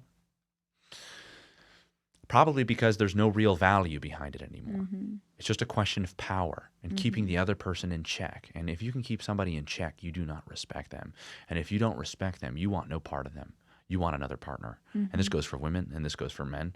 Sure, we have our peaks by which we can do that and get away with it, but that's not the whole point. It's all lies, right? There's nothing about holding up truth. You think about it, you see in the education system nowadays, even in the college system, I've noticed it, is that more and more of these systems are pushing a do not have children narrative on women. And they're also telling those women that men don't even function anymore, because you can protect and provide, and you can get a surrogate and a dog, and you'll be fulfilled. And they're literally teaching absolute horseshit. And now, of course, college is primarily 70% women, turning into that thing is like 64%. It's not even catered to men, and men what are they? They're falling apart. They're completely falling apart. And it's like, well, then what are they looking for? Well, it's like, well, then they're looking for a woman, right? And it's like, well, now how do you do that when you have no power? You go on YouTube. Who do you got? And it's like, well, you got a bunch of the degenerates. Well, what would be like? But it is important for women to be able to protect themselves on that level if they don't have a viable partner. It is important for them to have options and make sure that they don't have. set yourself up for failure. And I often say this to women because they think that it creates. I mean this. When women get a sense of security that's not from a man, that becomes their new man. So I don't disagree with you on that, but I don't think that's bad or evil either. if you're somebody that can set a boundary around it. Because I know women who've done this. They're like, I just want to be married and have kids. Right now, I'm just in college doing my thing. Guy comes around, beautiful long black hair, 6'5", 7 figures, 24, right? Okay. What do you think happens? What do you mean? Like, you have to understand that the narrative isn't go marry that guy now. Yeah, that no. Women, if there's a mass and women aren't connected to those values, which is get married, have children, and thrive with this man, then what's going to happen is they're going to get more feelings of significance through the other narrative, telling them, go get your job. Sure, they will, but that's girl. not. But like that, like again, context is really important, because if there is like it is important to, I do encourage women that I work with to absolutely set yourself up for success. And I don't think dependence is ideal. Now, dependence doesn't mean that you can't be looked after. Dependent doesn't mean that you can't have a traditional marriage. That's not what that means. Dependence is incredibly problematic, though, and you need to be able to set yourself up for success. And so, go to college, don't go to college, whatever. But if it is important for women to, I think, have financial independence, because that is one of the big things that keeps them in relationships that are not healthy, is they don't have the means to leave. Now, let's ask the 21st century woman, what does it mean to be financially supplied for? Well, I think that's going to depend on who you ask. For me, what I would say is how many Range Rovers? No, definitely not. I'm pretty basic. I don't even have anything designer. So there it goes, right? Like you just pretty much just answered the question there, which is I just want my needs to be met so that I can function within this and I could give love and we can grow. I want to grow. It's but, not, we're not staying here. And here's the thing. You don't have to utilize it, okay? Now, you don't have to utilize it. You just need to be equipped with it. Okay. You need to have the option available if you need it. So you could take an educated woman like myself, okay, and you can put me in a housewife role and I could not work or do anything and be totally fine if I chose to do that. Mm-hmm. But if that relationship crashes and burns, I have the means to take care of myself. That's independent of what my partner does. Well, I think it's pretty interesting that I don't know why women think that they can't be intelligent and that if things go to shit, you have a lot more things to worry about. I was on a call with a client today. Her husband stopped working and went through a serious depression, left the kids. It's crazy shit. Just because you get married and have kids doesn't mean that you still won't have these kind of problems. And it, like my heart just goes out to the family, right? It's like fucking awful to hear that kind of shit. She gets on the phone. What's the first thing she tells me? I need to start making this kind of money. And what did I tell her was, are you going to, and I said, one second, what's the custody like? And she's like, well, 12 days I have the kids, 2 days he has them. I said, this has nothing to do with custody or money. This has to do with your ability to set the boundaries with somebody that you were once married to. You have to trust that he has half a brain and that he will do half the job. Men have to be given that kind of responsibility because if they don't, then there's a serious fucking problem. Well, unfortunately, it is a serious fucking problem. And now, that is there's the norm. also a much bigger problem, which is if you have 6 kids, being able to financially support yourself immediately after isn't going to solve it. Well, it's not going to solve everything. I get what you're saying. You were talking about how it helps you put yourself in healthier relationships. Because let's say if you're looking for a guy in a particular lifestyle, don't place that expectation on him. Sure, build it yourself. Absolutely. Because then you can actually interact in the relationship. Yeah, and then you can actually, and then you can set boundaries. It has to be traded off. And how willing is a woman going to give up her 7-figure business when she meets her man? She's going to resent him for it. Well, it depends on the relationship dynamic because there are a lot of men that really wouldn't care if she did. Like there's plenty of men that don't really that's not always going to be the deal breaker in a relationship because now relationships are not always going to be that traditional sense. So it's just depends on what happens in the relationship and defining the terms of that. I don't know. There's something really interesting about, do you know when people can make these decisions, and then I usually hear this is one of my favorite my favorite rationalization I usually get from a lot of people. I'm an individual, and as an individual, I choose not to have children. I'm an individual, and as an individual, I choose to work as my husband works too. And everybody is playing this whole individual card like as if they even know what it is, so that they can go ahead and get their feeling of security on that other thing because they truly don't trust the relationship that they picked. Now, to be honest, with women's intuition, the way that it is, and how powerful that it is, 99% of women I've spoken to about all their shitty relationships have all said their intuition said fucking run. It didn't say not him, he's not a great guy. It said fucking run. And so now what you're dealing with is not the intuitive problem and knowing the answer. It's that you have to be willing to own up to the relationship that you are in because it is going to be the thing that drives the most fulfillment in women. So and I'm totally for everybody leveling up. Yeah. But let's level up in the ways that actually demands us to level up more. If you tell the man you need to be the main breadwinner, he is more than likely to triple the income that he was making before than if you work. And this even has been shown in studies, is that the man that works to serve, to protect and provide as a sole provider. I think I agree with you, but like that is not that. I'm trying, like that's ideal. That's ideal under ideal conditions. Like most people are picking the wrong person. I might not be speaking to your point here. I'm not quite sure. What are you saying? What I'm saying is that, it's not necessarily like you're talking about how to, fuck, I lost my train of thought. Like how you're picking a partner is really kind of fundamental. I'm talking, and you hit on independence, and I'm saying it is important to not be dependent on your partner in these things. That doesn't mean that you can't rely on them. That doesn't mean that you can't have a partnership. It doesn't mean that you guys can't add value to your life, but your world can't crash and burn if that person loses that job or loses this, stops. If they stop, something happens tragic, they pass away, whatever, life-threatening, whatever it is, you need to make sure that you as an individual have a foundation that is going to keep you afloat, and your whole world can't be caught up on this guy. The whole thing is like, okay, if 100% dependency on somebody, would imply, I mean, other than the person meaning so much to you, of course, your father, right? Maybe at a young age can be somebody that is that person to you, and then he passes away, or some sort of sickness, not able to provide anymore. That's typically when life is telling you there's some integration that needs to be done. There's going to be a serious darkness in you, and it's going to bring out a part in you that you're going to be grateful to God that was brought out because of this. There's what people can be doing with their lives. And then I know people will also take this like case by case scenario and then go, aha, confirmation bias, and then run with it. I've seen people do it. They're like, I fit within that category. It's like, no, you don't. You just want to run away from the responsibility in your life that's going to demand you to show up and be courageous. So what I really noticed about this particular situation is if those things do happen, there's so much more disaster than just being able to go, okay, now I can financially protect myself. I do believe that people will find parts of themselves. Like if you want to go find a single mother book about self-help and how she made it, they're everywhere, right? It happens. So clearly there's something about the person's ability that we all have inside of us. And I noticed that even like when these things happen, even after relationships, maybe you went into this marriage with everything you had and you're a guy, and then now it falls apart, and then you're like, well, shit. And then it brings out a part of you that you didn't get to confront when you were younger. Because maybe that beast, so to speak, and by the way, you can compare it to sexual creativity, is so important that men are connected with it, which is why it's very interesting, the whole monogamy conversation, which we'll probably go back to because you love it so much. You start I'm just trying to give people hope. what ends up starting to happen here is that, yeah, you connect yourself back to that point, taking that guy's story, and then now he has all of this darkness that he could integrate and transform into light. Life is not a fucking fairy tale.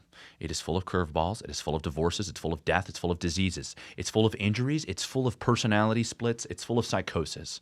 And if we can't just accept that, then at what point are we actually going to start doing the right thing today when we have the opportunity to do so? That's where I'm coming from. I'm coming from a place of, if we can do the right thing today and we don't have to let fear drive us, let's do it for 1 month. We did it for 1 month. We're still good. I'm still in my role. She's in her role. Let's do it again tomorrow, and then again tomorrow, and then again next week, and then again next year. And then when shit happens, then we'll deal with it as a family or with whatever family's left. But when we have an opportunity to go ahead and do the right thing, let's not strategize for when the wrong thing happens, because that's all you're doing is attracting it. Well, I don't think it's. I like what you said. I think you made some really powerful points. I'm not talking about being preemptive or getting ahead of the game and not being present with your partner, but you have to have options and you have to have resources and you have to be able to self-generate those resources. Being financially dependent, like whatever. Just be smart, right? That'd be great. Well, yeah, that would be really great. To have wisdom and good judgment. That would be, wisdom a plus. and good judgment. That would be a plus. But it is important for women to have a foundation that is outside of your identity to that relationship. Yeah, okay. So you're saying that for the sake of identity, right? No, I'm not saying for the sake of identity. I'm talking about survival. I'm talking about when these, you can't lose a person and your whole world can't crash and burn. That's what I'm talking about. You have to have a foundation that is beyond the relationship so that you can be self-sustaining, so that you can you can move past difficult obstacles if you need to. And I know I'm speaking very generally because we're not talking about something specific, but it's the dependency that I really think is problematic, where you've got your whole life wrapped up in somebody, and then let's say that doesn't work out, or let's say he leaves you for somebody else, and then they're like, I don't know what to do with myself. I don't have any money. I haven't worked. I haven't Isn't that beautiful? Then it comes out. It can, but not. But it triggered something. So not really, because here's what also happens. Okay, some people thrive, and then some people crash. Yeah, but whose fault is that? It's theirs. Okay, but that's not my point. I just had deja vu. That's so weird. Okay, this is weird. Resilient people, okay, and you either have it or you don't, because you can't teach somebody resilience. Resilience people will take a situation like that and they will thrive, okay? That's not dependency. That's not what I'm talking about. But there are many people that will crash and burn, that will fall into themselves, that don't know. So you're speaking to the people that have no resilience. I'm talking about people that lack resilience, yes, that are not self-sufficient, yes, that they are leeching on other people to maintain. Well, then you've already established that that's a person that is picking their partner in a state of survival. You're fucked. Yes, but that is how most people pick, you know? But that's the whole thing. Like, Look, I'm not saying that it's survival okay. picking is never great. It's not. It's low-hanging fruit, It's not. and it's, We're on the same page when it yeah. comes to that. But I'm talking about, like, my whole thing is this is what actually happens, not what ought to happen. This is how things And by the way, actually more play people out. are functioning from that place of survival, and you're saying that for people that are functioning in a place of survival, keep surviving. Absolutely. I think That's like what you're saying. if there's like I think these traits are actually quite beautiful. I know that they get a lot of like kickback and what, but I think they're great because like look, if there's a bear in the woods and it's running after you, you should probably run, right? Like that's a survival trait. That's wonderful. If you're just walking Depends down what kind of bear. well, if you're just walking down the sidewalk, you know, you don't need to be running from a bear, you know? So like these things So you're right. You're correct. It's situationally based, right? You put somebody in a position where they have to compromise even their feeling of like, by the way, it's not fun for women to compromise their femininity. They know when they're doing it. Mm-hmm. And it's also not fun for men to abandon the responsibility because they become like these ego-driven heroes, like took an arrow to the knee, I can no longer save the family now, right? So they still get the hero, but they do nothing for the family. They're Right. liabilities, right? So it's like dangerous shit that goes on there. What you're talking about and dealing with is the masses of people. The masses of people need to level up, not try to make this game work. That game doesn't work. It never works. Yes. Even when it does, it's unfulfilled marriage. It's sexless. And if you have a sexless marriage, I'd rather be divorced 8 times. Fair enough. It's just it's about building yourself. It's saying I'm not placing my whole identity, my worth on the success of this relationship. That to me is incredibly dangerous. I mean, imagine placing all of your worth in a relationship. That could be very dangerous. Yes, but right? a lot I do. But I don't think that your worth manifests in the relationship or your career. And What do you mean? I don't, even for my sake, it doesn't work that way, right? Like, okay, my worth, relationship, I put everything I have into it, falls apart. Well, how do I feel about me? Oh, it's going to confirm something I have at a core level, or it will show me this relationship wasn't. Well, yeah, I'm not. Wasn't it? Yeah, I'm not saying. Look, a lot of people will be like, I'm a career woman. I have this and this and this. Yeah, like guys don't really care about that to begin with, and I get it. It's a way that you're feeling good about yourself. I'm just saying that I'm just using that as one example of how you can generate security, okay, on how you can build yourself up. And it's nice to have that as an option if you choose to use it. It's a good fallback plan if you need it, if you choose, you don't have to utilize it, but it's there if you need to. Things happen in life all the time that you can't foresee. And you want to be able to make sure that you've at least set yourself up for success. I noticed that women crave security. Men want sexuality, right? So men will often do that too in marriages. They'll flirt around. They'll try to keep their game up. It's not a good thing to do. Like flirt around with other women? Exactly. Or okay. And so women will tend to do the same thing, which is like, oh, I'll get my little financial things over here too. It doesn't, you have to start showing up 100% for the relationship. All relationships need trust. If there's no trust, so what is they your can't suggestion? grow. Do you think that women shouldn't be educated? Do you think that they shouldn't? I think women should be as educated as every college professor is if college actually taught something real, because you're raising the next generation. You don't think that requires absolute geniuses? I think it does. It does require absolute geniuses, not like, oh, fuck. No, you need women that are very intelligent, very involved, and using a lot of that love and nurture and being able to contribute that to their children, because in a hardworking world, husbands don't get to come home until really, really late. And that's not an ideal thing, but still there's slivers of beauty. And if you can get slivers of beauty, you can live a great life. In a life where there's no beauty, it's like coming home and the dishes are dirty. The husband he hates his position at work. He'd rather go watch porn because his wife is sexually unavailable because she was too busy trying to sell homes all day and the market's crazy. The kids are all over the place. She's fucking exhausted because she just puts them to sleep. He tries to go make a move, doesn't work, gets rejected. Now he feels like shit because he has to wash the dishes because he never had that conversation with her. That right there is the reason, and I mean this, if just describing it, if it didn't make you feel like the barrel of a gun seems very comforting, then there's a lot of cleanup in that relationship. And it's not just the relationship itself. It's the foundation by which that relationship started. Everything seems to be that you can much easily avoid things when you build a good foundation. But when you're in a shitty situation... I wouldn't say the problem, though, would be her working. I wouldn't really say that would be the There's the so many breakdown problems. of I'm showing you a compound of Yeah. issues here. To point at one and go, that's it, that would be wrong, Yeah. right? But I'm pointing at the accumulation of things, right? And they're sending them to the schooling system that they don't even believe in. They don't even know why. And then their kids are going to be just like them.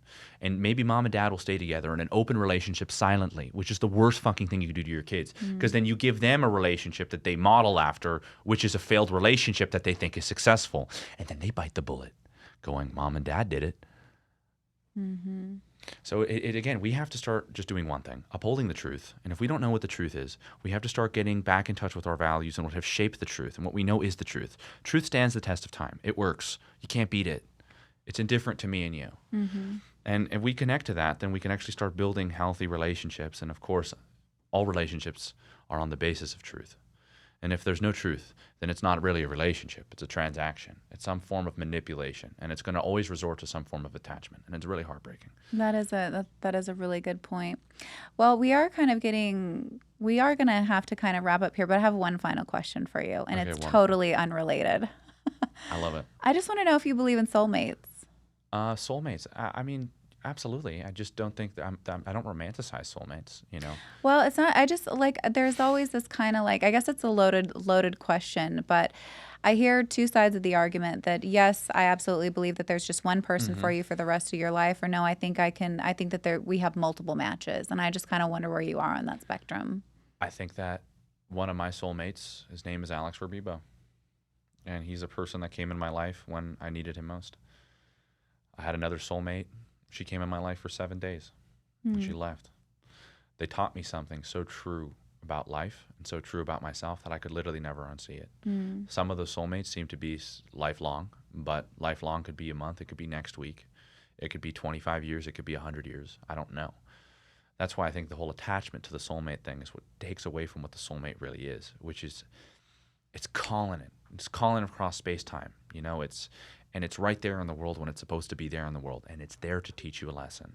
And, you know, like whether that be your lifelong partner or whether that be a partner that you had for a little bit, it was there to teach you a lesson to make you a better person. And that's really what a soulmate's there to do. I like that kind of notion of looking at it outside of what's romantic as well. I don't think I've heard of that before. I think we romanticize a lot of things that are true, and it takes away from the romance that's actually there. Because it's like more like juvenile romance, you know, opposed to real love. Real love is not like this, like, ooh, ooh, ooh. It's not. It's so powerful. It's archetypal, you know. It speaks to our soul. It shuts us the fuck up. It makes tears run down your eyes. And it's not what you just saw in a movie. It's deep, deep down to our core. We know it's true. That is absolutely 100% true. It's a knowing, and a knowing is very different than a belief. It's something that's familiar to you, something that you can't explain or prove. It's undeniable as well. Well, I want to thank you so much for being here. Please tell everybody where they can find you and get a hold of you. Amazing. Well, you could do the things that kids do nowadays. Instagram, YouTube. I can't believe I'm saying Facebook. Yeah, you could also go check out the website if you're somebody that's looking for a one-on-one with me or one of my programs or something that's very tailored to you, because that's the most important thing. It's like, I don't need somebody to work with me. I want to make sure that people know that everything we do is based off of where you're at, because nobody's broken. We just need more understanding. And sometimes the help and support with somebody that's in your corner, making sure that you'll get there because he wants to get there with you just as much as you do. And so that's really what we do there. And we make sure that every step of the way that they have all the attention that they need. Well, I really do appreciate you being here. This was a very insightful conversation. Definitely made me think about a few things as well. Still need to have a conversation. I can still see that in your eyes. Oh, like, God. Oh, no. I know. I mean, there's a few things that I could pick at for sure. You but bang them out, 5-minute bonus round? Oh my God. It's good. It's good because it's giving me, it's making me think about things slightly differently, because some things I'm not, I'm pretty firm on, but it is good. I'm pretty open-minded. And so I do appreciate the challenge, and it's nice to have a respectful conversation where somebody's not saying, hey, this is how it is, and having an open dialogue about it. And, we're free to kind of disagree, and then we agree on a lot of things as well. And I think those kinds of conversations are really crucial and really important to have. So we might have to do round 2. Hey, wonderful. Yeah, let's do it. Well, thank you again so much for being here, everybody. Thank Until you so next much for having time. me.